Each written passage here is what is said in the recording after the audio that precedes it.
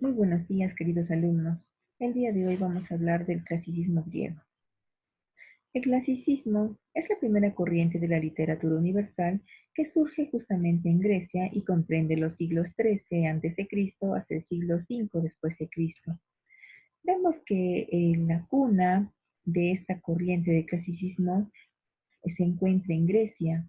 En la antigüedad, la cultura griega tuvo mayor impacto, fue una cultura bastante avanzada. Vamos a ver ahora cuáles fueron las características de esta literatura o de esta literatura clásica. Bueno, dentro de las características podemos destacar el equilibrio y simetría en la forma. Los griegos buscaban siempre que sus obras manifestaran cierta armonía, una serenidad y belleza, llegando a la perfección literaria. Otra de sus características es la normatividad, ya que su literatura estaba sujeta a reglas firmes en función de la idea del equilibrio. Tenemos otra característica que es el culto a la razón. Esto obedece a su afán por el conocimiento y también a querer explicarlo todo. Los griegos tenían ese gusto por conocerlo y explicarlo todo. Y justamente lo que no podían explicar lo hacían a través de sus mitos. También tenemos dentro de las características de la literatura clásica la posición antropocéntrica. ¿Qué quiere decir? Que el hombre era el centro de todo. Tal es así que los dioses griegos incluso tenían defectos y virtudes humanas. Otra característica es la predestinación. Esta característica tiene dos posiciones, una predestinación buena y una predestinación mala. Luego vemos el fatalismo, que no es otra cosa que la predestinación mala, donde el hombre se enfrenta sin éxito a su destino, no puede escapar de su destino. También otra de las características es que aparecen en la época griega los aedos, que son los poetas griegos, y también los rapsodas, que son quienes interpretaban esta poesía de los aedos. Vamos a conocer el contexto histórico y los periodos y los representantes de la literatura antigua. Podemos destacar en la literatura clásica griega que es tres periodos que son el arcaico, el clásico y el periodo de la decadencia. Al periodo arcaico vamos a ver que el contexto en el cual se desarrolla corresponde a la formación de ciudades y también a las guerras médicas, es decir, a la guerra de los griegos contra los persas. En este periodo arcaico destacaron Homero, Hesíodo, Safo, Píndaro y Esopo. Vamos a ver que Homero es el autor de la Ilíada y la Odisea, mientras que Hesíodo es el autor de la Teogonía. En el periodo clásico, en cuyo contexto destaca el siglo de Pericles, aquí en el siglo de Pericles, Grecia y Atenas sobre todo llega a su máximo esplendor, destacan lo que son los trágicos griegos, como son Esquilo, Sófocles y Eurípides. También tenemos al comediante Aristófanes.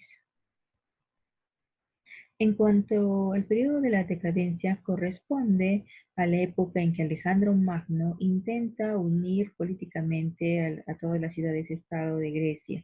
Aquí destacan Calímaco, Teócrito y Menandro. Pasemos a conocer ahora a Homero. ¿Quién fue Homero? Homero es el más grande representante de la literatura clásica griega. Su nombre significa el que no ve. Del mismo Homero en realidad no se sabe nada. Según Heródoto, que es el padre de la historia, Homero vivió hacia mediados del siglo IV a.C. Y la tradición nos relata a Homero como un viejo ciego y pobre que erraba de ciudad en ciudad cantando sus poemas, es decir, era probablemente un aedo griego y también a la vez un rapsoda, porque él mismo recitaba sus propias poesías. Y fue así probablemente hasta el día en que murió. Bueno, pasemos a ver cuáles son las epopeyas homéricas, es decir, sus obras más conocidas.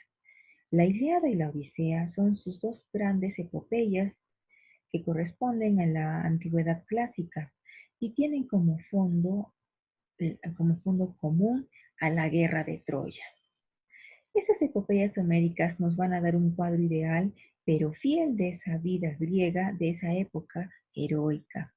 Vamos a ver que en estos relatos de las epopeyas homéricas, los dioses van a intervenir en la vida de los hombres y van a determinar el curso de su existencia.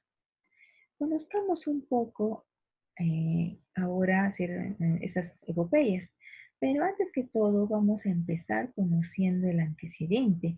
¿Cuál fue el antecedente de la Ilíada, conocida también como la Guerra de Troya? Vamos a ver que el antecedente es el mito de la manzana de la discordia. Y es que, ¿qué pasó? Se celebraban en el Olimpo las bodas del mortal Peleo con la diosa Tetis. Pero a esta fiesta, a estas nupcias, no fue invitada la diosa de la discordia. Y justamente esta diosa se sintió muy ofendida. Y es así que en plena fiesta arrojó una manzana dorada con la inscripción para la más hermosa. Y esto causó discordia entre las tres grandes divinidades femeninas, como son Atenea, que es la diosa de la sabiduría, Hera, que es la diosa del poder y del matrimonio, y Afrodita, que es la diosa del amor. Ellas querían poseer esa manzana con esta inscripción para la más hermosa.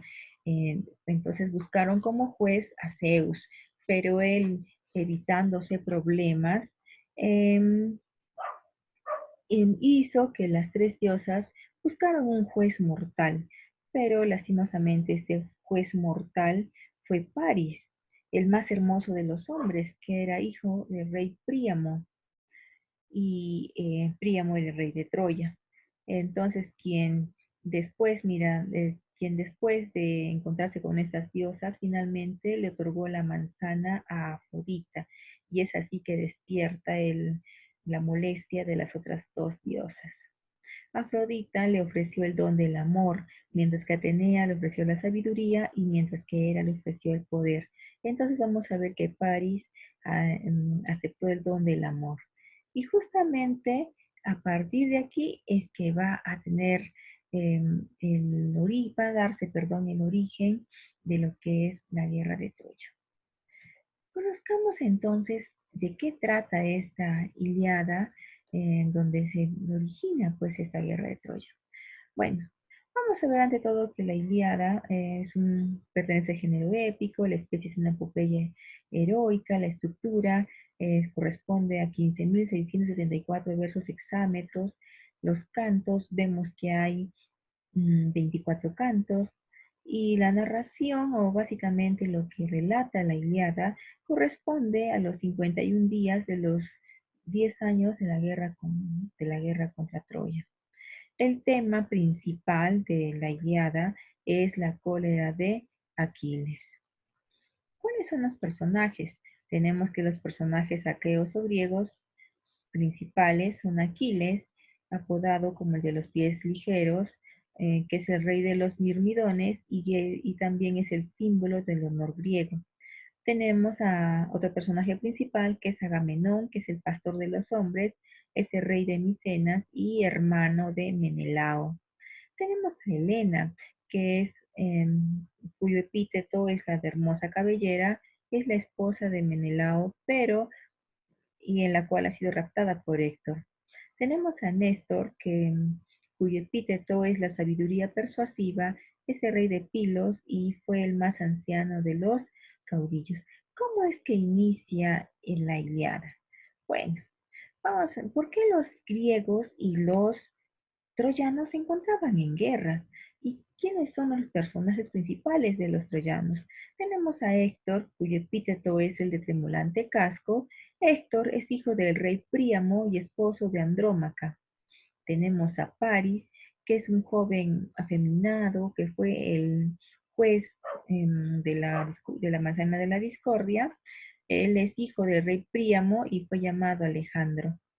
¿Y quién es Príamo? Bueno, es un hombre de digna realeza, es su epíteto.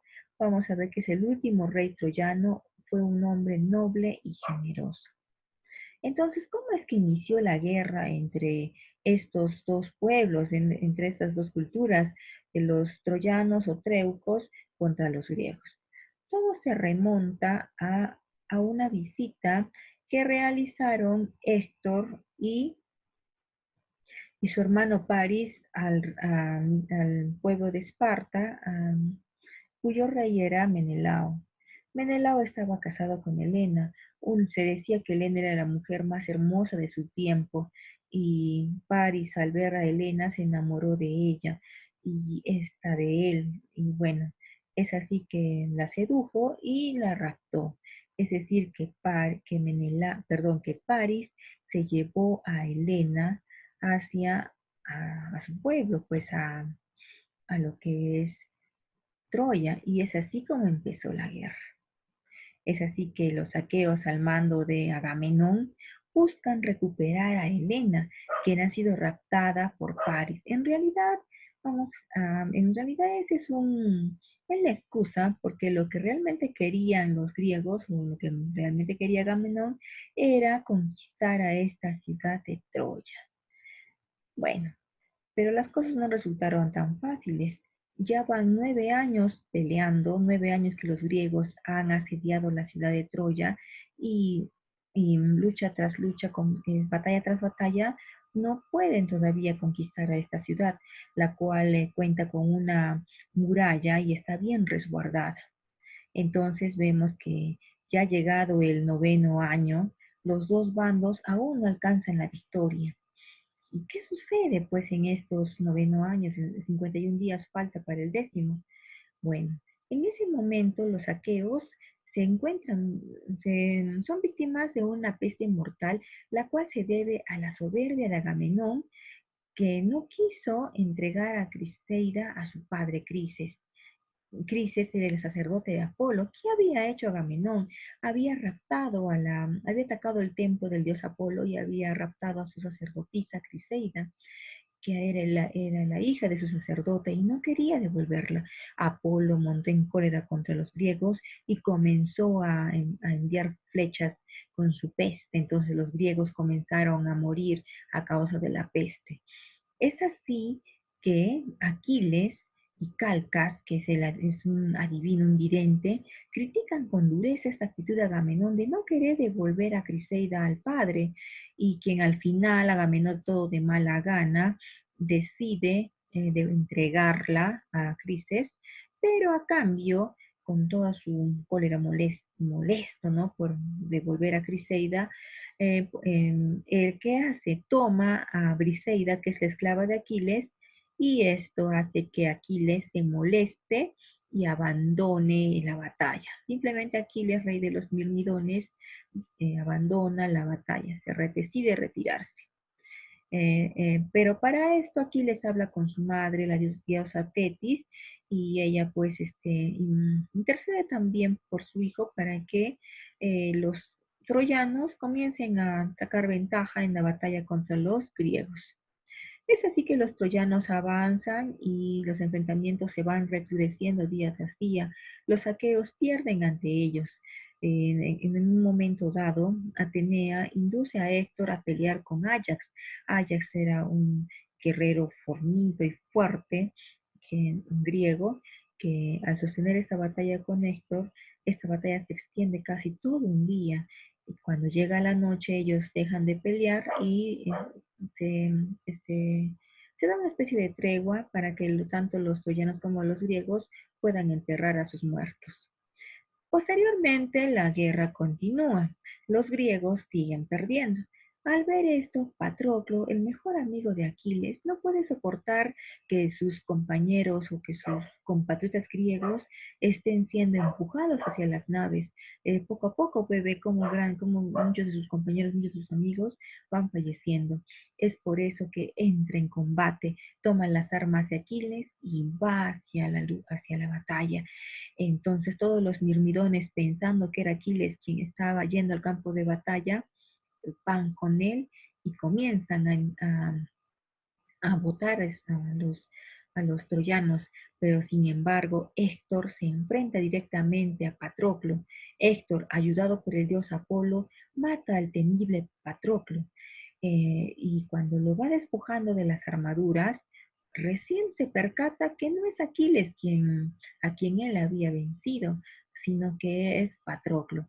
Entonces Aquiles se entera de la muerte de Patroclo y se dice que va al campo de batalla todo encolerizado y incluso hay una luz que envuelve a Aquiles y la batalla cesa y hay una especie de tregua.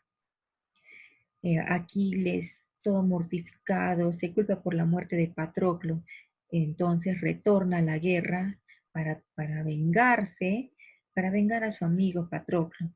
Al retornar a la guerra, él mata a Héctor. Él, bueno, ¿cómo es que lo mata? Aquiles se dirige a la ciudad de Troya y pide un combate cuerpo a cuerpo contra Héctor. Héctor sale acompañado de un escudero, pero sin embargo se enfrenta a solas con Aquiles. Aquiles, pues, hijo de una diosa, Tetis, un semidios, mata a Héctor. Y no contento con esto, ata el cuerpo de Héctor a su carro y lo pasea por los alrededores de Troya. O sea, trata de maltratar el cuerpo de Héctor. O sea, Aquiles se siente tan mortificado que lo único que desea es que el cuerpo de Héctor quede despedazado para que no le rindan las honras fúnebres. Sin embargo, vamos a ver que cuando ya Aquiles se encuentra en su tienda, cuando el cuerpo de Héctor está tirado, esperando o sea, está tirado como para que los perros lo devoren, ningún perro se acerca porque el cadáver de Héctor está siendo protegido por los dioses. Eh, en este tiempo es donde Príamo, el desconsolado padre, con la ayuda de Hermes, le implora a Aquiles la devolución del cuerpo de su hijo amado. Aquiles, conmovido al ver a Príamo, quien le recuerda a su propio padre, al rey Peleo, le devuelve el cuerpo de su hijo. Y bueno, Príamo se lleva el cuerpo de Héctor para rendirle tributo, para realizarle los funerales que le corresponden. Aquí se da también otra tregua y con este relato es que termina la Ilíada. Eh, Vamos a ver que en el epílogo se ve que que luego, más adelante, Aquiles es asesinado por Paris, quien le dispara en una flecha envenenada en el único punto débil que tenía, el cual era su talón.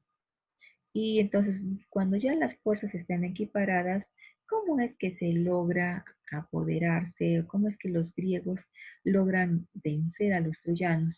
Bueno, este episodio ya lo vamos a ver en la Odisea. ¿Cuáles son las consideraciones que vemos en la Ilíada? La Ilíada se inicia con una invocación a la diosa Calíope. La Ilíada es un poema cuyo relato y descripción caracterizan la vida de aquella época. Vemos que los dioses tienen una actuación importante en la vida de los héroes y son sus prototipos humanos y la exactitud de sus imágenes motivan a llamarlo el milagro griego. Ahora vamos a conocer un poco de la Odisea. La Odisea, que es obra de Homero, vamos a ver que pertenece al género épico, la especie de la epopeya heroica, está estructurada por 12.110 versos hexámetros, tiene 24 cantos, la composición al inicio es oral, la narración se ubica en los últimos 58 días de las aventuras de Ulises, o llamado también Odiseo. El tema principal de la Odisea es el regreso de Ulises a Ítaca. Los personajes que intervienen son justamente Odiseo o Ulises, que es el rey de Ítaca, Telémaco, que es el príncipe de Ítaca, hijo de Odiseo, Penélope, esposa de Odiseo, que encarga la fidelidad. Tenemos a Atenea, que es la diosa de la sabiduría, Circe, que es la maga que vive en la isla Ea, a Calipso, que es la ninfa del mar, quien habita en la isla de Ogygia, a Polifemo, que es el rey de los cíclopes, hijo de Poseidón. Conozcamos algunos detalles de esta epopeya. Bien, debo mencionarte, mira, a ver, que este poema griego se atribuye obviamente a Homero, ¿no? Y nos va a contar más la travesía o los 10 años que Ulises demora tratando de regresar a su casa. Mira, en total, Ulises ha estado de su casa 20 años, porque mira, 10 años demoró en llegar a su casa, en regresar a casa después de la guerra contra Troya y 10 años más estuvo en el conflicto de la guerra con Troya. Imagínate, 20 años lejos de su patria. Bueno, la Odisea inicia con que Ulises, tras haber perpetrado la estrategia de usar el caballo de Troya, logra derrotar a este pueblo troyano, pues entonces todos los griegos deciden volver a casa. ¿Cómo así? Mira, como ya había muerto ya había muerto Aquiles y las fuerzas estaban equiparadas, a Ulises se le ocurre que para poder entrar a Troya, una ciudad amurallada, tenían que usarle el ingenio. Es así que los griegos fingen por idea, por iniciativa de Ulises, él es el estratega, él, bueno, los griegos fingen irse, marcharse de Troya, ¿no? Se van en sus embarcaciones y dejan en el campo, en el campamento griego, un caballo de madera, un enorme caballo de madera, el cual contiene en su vientre a los más aguerridos guerreros griegos. ¿Qué hacen los troyanos al ver este caballo de madera? Lo entran a su ciudad, se lo entran como si fuese un trofeo de guerra. Entonces esa noche los troyanos pues se emborrachan, festejan que han derrotado a los griegos. Y cuando ya es, cuando ya oscureció, los griegos que estaban escondidos en el vientre de ese caballo de madera salen, abren las puertas de la ciudad y conquistan Troya. Una vez conquistada Troya, ya todos los griegos emprenden el regreso a su patria, llevándose consigo todo lo que han saqueado. Entonces, Ulises también pues hace lo mismo, pero sin embargo su embarcación se desvía a causa de la tormenta y llega hasta una isla, llega hasta la isla de los cíclopes, donde se encuentran con Polifemo. Este Polifemo captura a Ulises y a su tripulación y, y va comiéndose poco a poco a la tripulación. Es así que Ulises, para poder librarse de Polifemo, él lo ciega, lo deja ciego y después a través de un ardid logra escapar de Polifemo. Polifemo implora a su padre Poseidón que castigue a Ulises. Vamos a ver que Ulises logra escapar de la isla de Polifemo junto con sus, con algunos de sus tripulantes, de sus hombres, y van pasando, pues van avanzando en el camino. Poseidón pues se enoja con él, o sea, no le da, Poseidón hace que el navío de Ulises encuentre muchos obstáculos en el camino. Tal es así que pasan por las columnas, pasan por una isla donde se encuentran las sirenas. Ulises se amarra a una de las columnas de su barco, evitando que los demás caigan en el canto de las sirenas. Ulises logra esquivar a estas sirenas que estaban atrapándolos para atraerlos y bueno, pues no, comerse a estos hombres. Finalmente vamos a ver que Ulises se encuentra con un monstruo de 6 cabezas, al cual también logra engañar diciendo que estaban envenenados. Después vemos que la tripulación de Ulises llegan a la isla de la diosa Calipso, donde ella se enamora y encierra a Ulises por un periodo largo. Finalmente, Ulises logra escapar, ¿no?, de Calipso, pero sin embargo, él piensa que ha pasado solamente unos pocos meses y sin embargo ya había pasado años de estar con la diosa. Cuando la diosa recibe la orden de Zeus de dejar ir a Ulises. ¿Y qué había pasado? Mientras tanto, mientras Ulises se encontraba perdido, ya prácticamente solo, ya su tripulación ya había sido diezmada, vemos que Telémaco, el hijo de Ulises, se apresura a buscar a su padre. Telémaco ya tiene ya casi 20 años. Ulises lo dejó casi recién nacido cuando fue a la guerra con Troya. Y él se encarga de buscar a su padre porque ve que su madre está siendo asediada por muchos príncipes de muchos nobles y príncipes que quieren casarse con ella para poder convertirse en el rey de Ítaca. Y Penélope, ¿qué es lo que hace? Penélope, para poder frenar a esos pretendientes que la asediaban, les dice: yo voy a coger esposo cuando termine de tejer este velo. Entonces ella en el día delante de ellos tejía el velo que supuestamente iba a usar para cuando la desposaran, y en la noche ella destejía este velo. Eso corresponde a la telemaquía, ¿ya? La Odisea tiene tres partes. Lo que te estoy contando corresponde a la telemaquía, donde Ulises, pues, donde Telémaco va en busca de su padre. Telémaco, viendo, pues, ¿no?, que todo esto va en busca de su padre y se dirige a hablar con Menelao, y Menelao le explica que no lo ha visto, que seguramente su padre ha tenido complicaciones en el camino, pero bueno, finalmente vamos a ver que se produce el regreso. En el regreso corresponde a la parte donde ya Ulises, ayudado por la diosa Atenea, regresa a Ítaca, y la diosa lo transforma en un anciano y decrépito, y Ulises puede ver a los pretendientes que están asediando a su esposa, y puede ver cómo Penélope trata de frenarlos, hasta que finalmente su hijo Telémaco regresa, y Telémaco descubre que ese mendigo harapiento es su padre. Eh, entonces Ulises y Telémaco comienzan a planear lo que sería la venganza. Y en la parte de la venganza vamos a ver que Ulises se venga de todos los pretendientes que asediaban a su esposa. Penélope realiza un torneo donde indica que se va a casar con el ganador de este torneo. Ese torneo consistía en realizar una proeza con el arco y flecha que ninguno de los pretendientes logra realizar.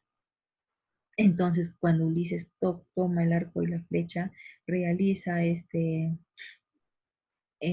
realiza esto que él sabía, este juego que él sabía, se transforma nuevamente en Ulises y mata a los pretendientes junto con su hijo.